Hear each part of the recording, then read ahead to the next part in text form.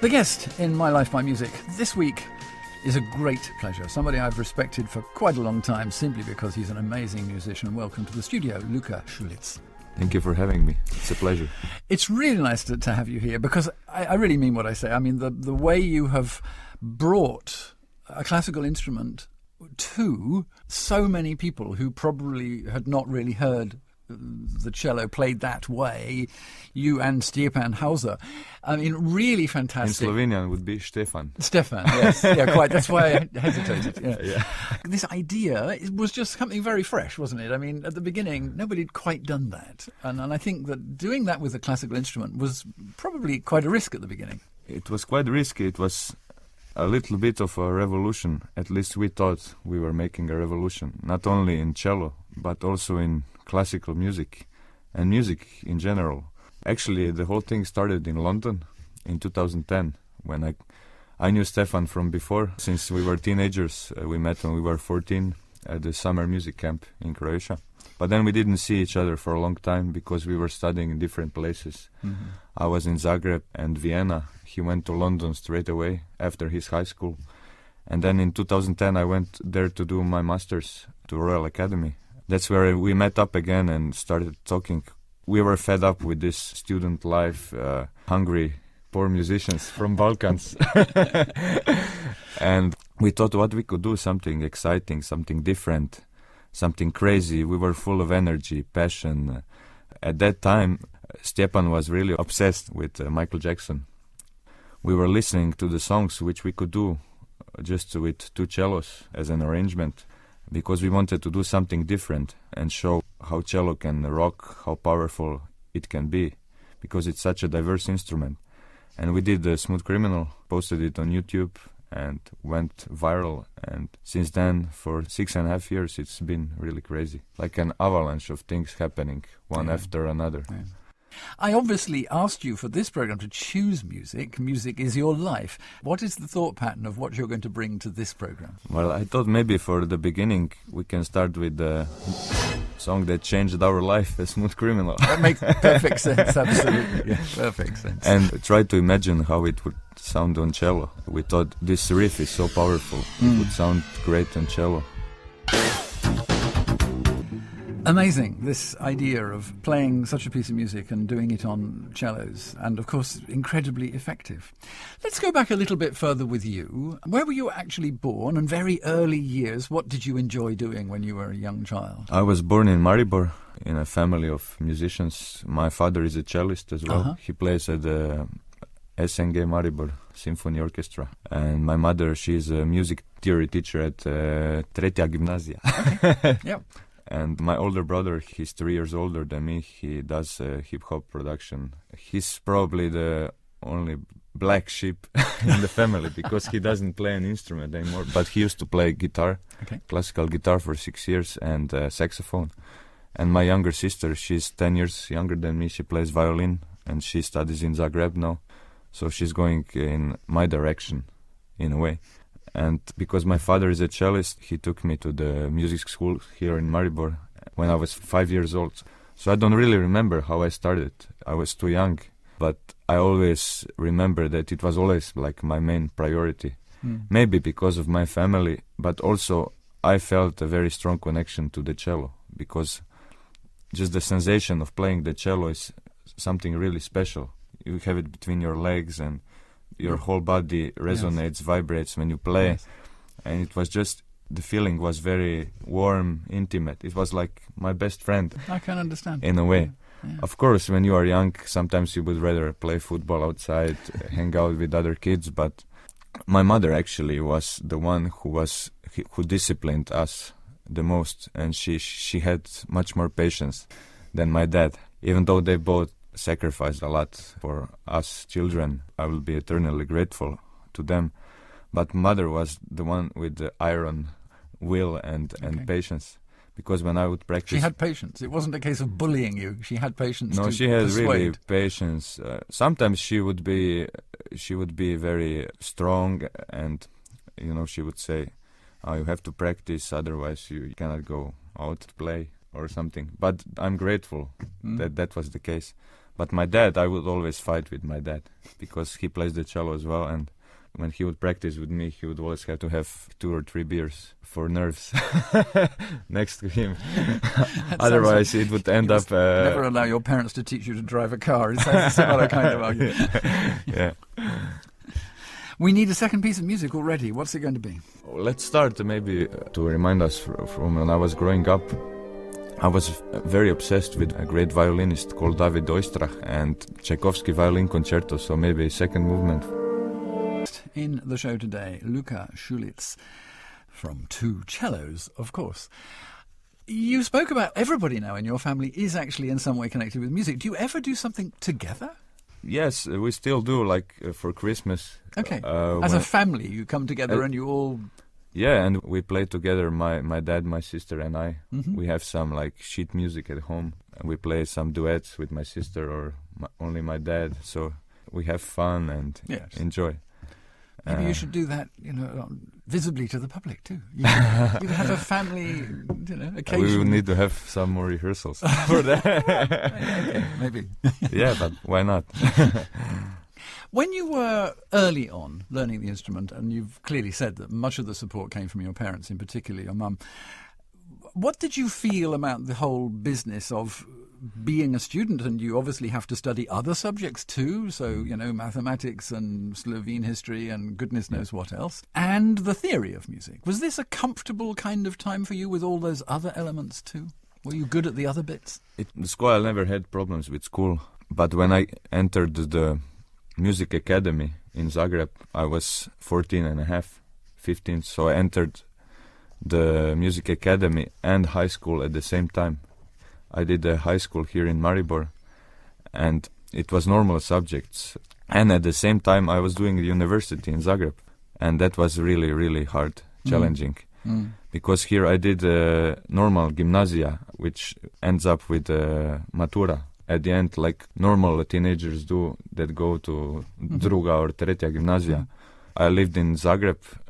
I only came here to do the tests every 6 months. So I had to study by myself. And at the same time, competitions, master classes in summer. I don't remember if I had any summer free since I was 12. No sitting on the beach doing nothing? No, I was going to all these summer schools, summer master classes. Maybe I had 1 week and that was it. Actually, now when I think about it, I had a miserable childhood.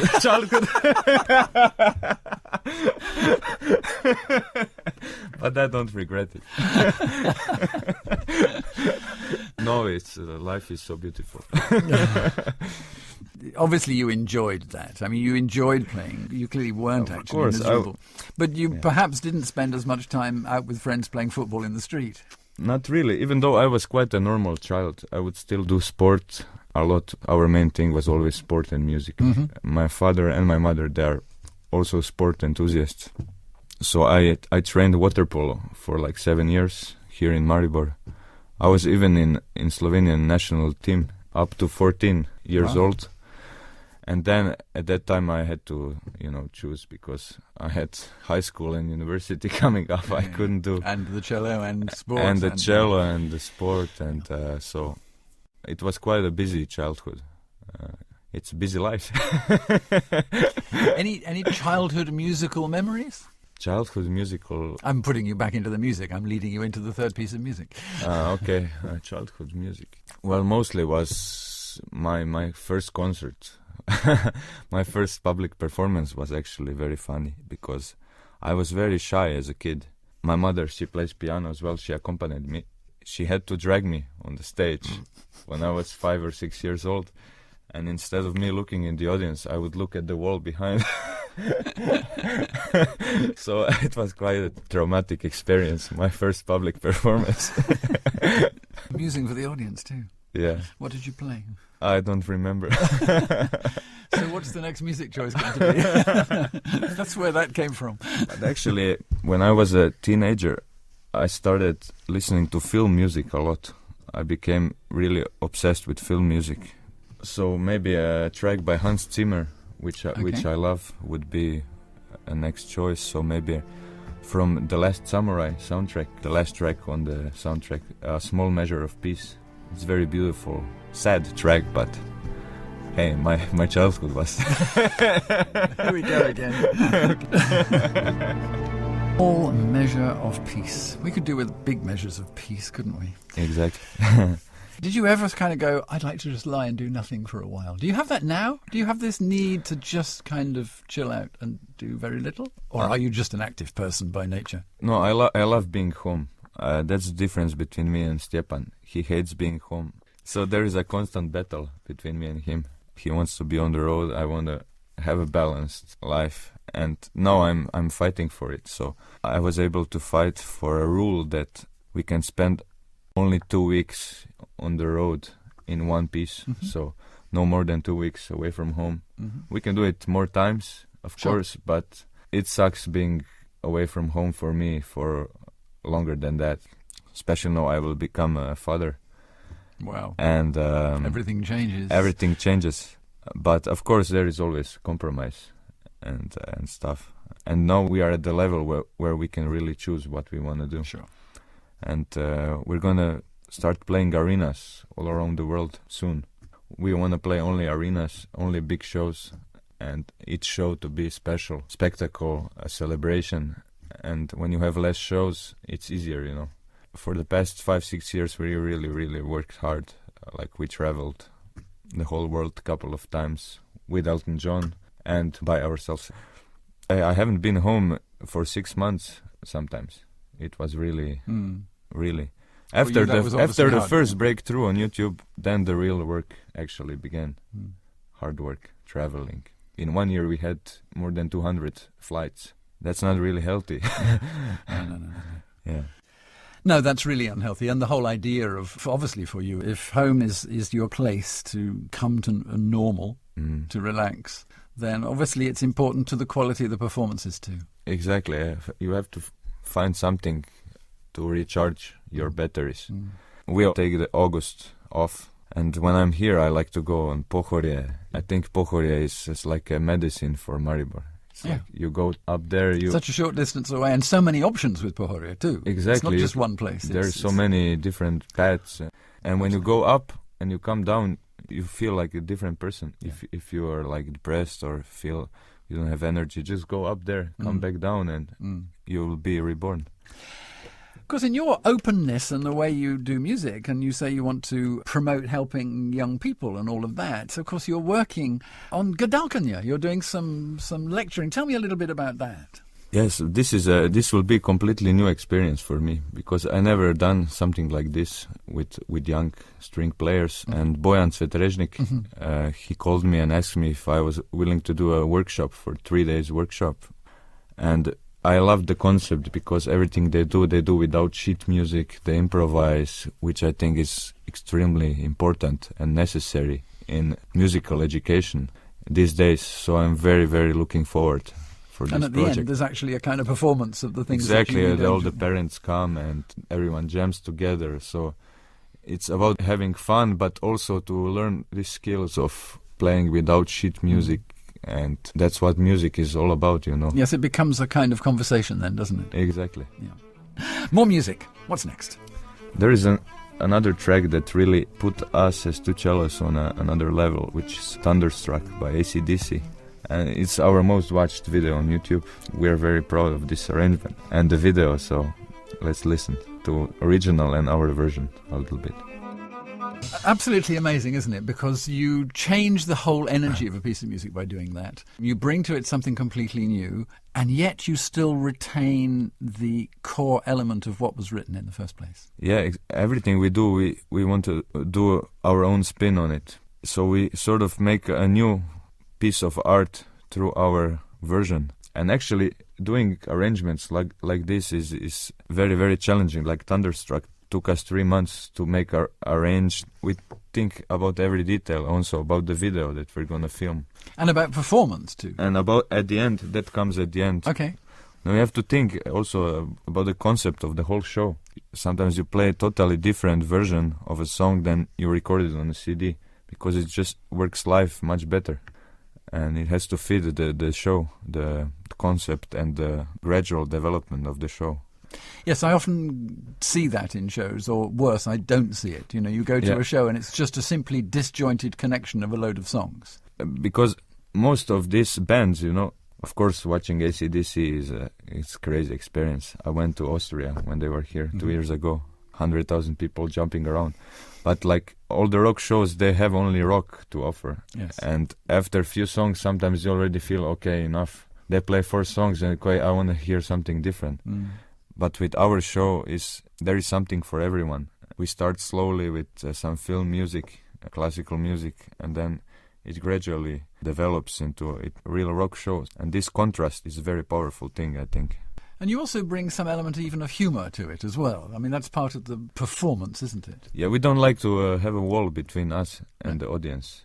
From the very first thing you do on stage, the very first word you speak, you have to make them relax. We tell them you can do anything you want on our shows. We joke. And then it's easier for us as well. Of course. Because we are more relaxed. And you're playing to 1,000 friends or 10,000 friends or whatever. Yeah, exactly. We don't like to put ourselves on the pedestal, like that we are higher. We bring ourselves down and we are like one of them. And that's what makes the energy of the whole show even more special, more powerful. Yes, I think that is amazing when an artist has got to that point where they have confidence in what they can do, and now they're just having kind of an interplay with a huge group of people in front of them. Then it works as a very special connection. And it works for the people too. I've been to some concerts where afterwards you kind of think, that concert was given to me, almost personally. Yeah, exactly. And when 10,000 people can feel that same thing, it worked. Then all this energy even multiplies. Yes. It's crazy. Fantastic. Next piece of music. Well, our new album, it's called The Score, and it's an album with only film music, which we recorded with the London Symphony Orchestra. Maybe one of my favorite tracks on the album would be Cinema Paradiso by Ennio Morricone. One of them, my favorite. I want to see this man before he leaves this mortal coil. He's incredible. He's a genius. Let's talk a little bit about earlier. I'd like to know what you felt at the very beginning when you first performed something with an audience. I remember our first show with Elton was in Cardiff, in Wales. It was crazy because he gave us, in the middle of Saturday Night Is All Right for Fighting, he gave us like intro of 2 minutes. And we thought what we should play. Then we played some crazy cadenza by Giovanni Sollima, Italian cellist. And it didn't really work. It was too complex. And then he got rid of the part that he gave us in the show. But with Elton was easy because he did all the entertainment. It was his show. We were there just as a part of the band. But then later we started opening for him. And immediately the reaction was great. We played 4 songs before every show of his, and reaction was really incredible. He said he never heard a reaction for an opening act like that. Which, of course, is good for him, too. It's good and bad for him. I'm kidding. No, I'm kidding. But it's good, yeah, of course. And then later we played with the band, so it became like a part of the show. Yeah. And we really learned a lot how to play for a large crowd. We started feeling at home in front of 20, 30, 40,000 people on stage. But me personally, I always feel the same. If I play for 100 people or 100,000 people, I always feel the same. I'm very focused on what I'm doing, and I'm very, very self-critical. If I'm not happy and 100,000 people are happy, I'm not going to be happy. Okay. Where Stjepan is a bit different. He looks at the larger picture. But I think together, when we work together, this is what makes us a good team, because we are different and we complement each other on different aspects. What's your relationship off the stage? Great. I mean, we are different. Each of us, we have different lives, different views on some things, but we get along really, really well. We have similar sense of humor. Crazy. Yeah, it must be English influenced, obviously, because both of you studied in the UK. Yes. Everything started in London, in a pub of the Royal Academy of Music. Let's have another piece of music, and we could talk a little bit about the Royal Academy of Music, because it's a special place. Maybe one of my favorite songs ever is With or Without You by U2. And I really enjoy playing this song live with Stjepan, always at the end of the show now. And it's interesting how everyone in the audience, they bring up the mobile phones by themselves and put the light on. And the whole arena starts lighting up by itself. We don't even have to tell them. It's like really magical, and you feel like you're playing in a universe between the stars. Wow. It's a really, really special, magical feelings. One of the nicest things you can experience on stage. I would never experience this if I stick only to Bach or Beethoven. So I feel really blessed. We come to the last part of the show with Luka Šulić. You spoke a little bit about Royal Academy a couple of times. What did you feel was given to you in this place? Because I know other musicians who have been there, and it seems to me it's actually quite personal. It's possible that this place gives different things to different people. What was it for you? And also the fact that it's in London. Yeah. So there's a kind of Englishness given to you as well. Yeah. I was there quite a short time, because after a few months I was there already, the Smooth Criminal happened. But at that short time where I was there, I felt like I started breathing with open lungs again, because before that I was in Vienna for 4 years, and Vienna is a really, really conservative town. The way the Germans look at the music, classical music, the way their approach is very analytical, too analytical, and you start forgetting about the true nature of music, the beauty of it, the passion. They are really obsessed with the score and every single little mark the composer wrote. They forget about the true nature, the beauty. And I started thinking like that too much. I was really depressed. I didn't enjoy playing the cello. I didn't love the music anymore. That's why I decided to go to London, because at the Royal Academy there was a teacher called Mats Lidström. He's Swedish, but he's a bit eccentric and crazy, weird. And I wanted to go to study with him for 2 years. I wanted just a totally different experience than Vienna. I didn't go there to learn to play the instrument, because I already learned most of it in Zagreb and Vienna. Like technically, I had a very good school from before. So I went there mostly for opportunities and just to enjoy and to find a different, more free approach to music. The minute I came there, I started feeling this influence. I was more relaxed. I started feeling passion, love for the music again, and great opportunities started coming my way. Wigmore Hall recital, things like this. I even started some talks with the classical music management there, because there are so many options in London. It's very big and much more international than Vienna, multicultural. But then I went to the pub and I met Stjepan. It was all destroyed by an beer. What beer did you drink? Whatever they had. It doesn't matter. But enough of it to build a relationship with Stjepan. Yeah, and then we did this, something crazy, and our life took us into a whole different direction. I had very good support at the Royal Academy, because this video we uploaded, I started studying in September, and the video was uploaded in January. So I studied only for a couple of months, and I was there for masters for 2 years. And then I left school, but I was able to finish my masters until end of that year. So I finished the masters anyway. Wow. Probably has to do with my training from before high school, university. Sure. And maybe your mum too. I finished the masters. Yeah, my mom too. I finished with the distinction, had a recital at the Wigmore Hall at the end.